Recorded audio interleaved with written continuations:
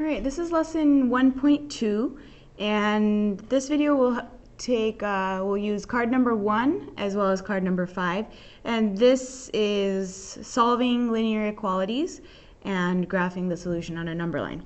So let's look at card number 1. We need to solve the inequality and then represent the solution on a number line. So if we look at this inequality, let's start by combining like terms. So on the left side we can combine -6 and 1.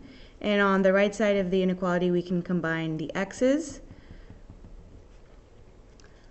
Now we need to isolate the x, so let's subtract 4x from both sides. That gives us -x minus 5 is less than 5. And to isolate the x, we need to add 5 to both sides.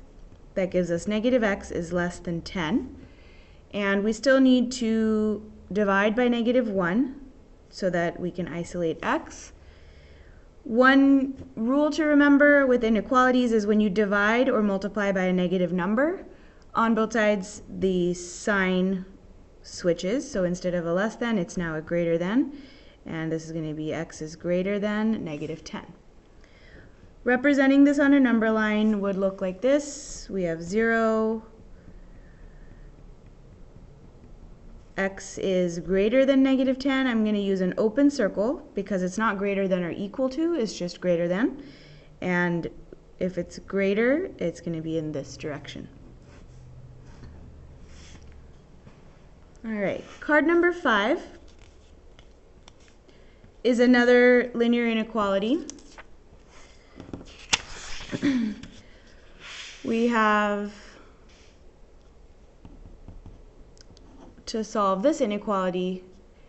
Notice here we need to use the distributive property. Order of operations tells us we need to multiply before we subtract these, so I'm going to distribute the -3. And then let's combine like terms. So the 2 and the 3 can be combined. -3x plus 5 is less than x minus 7.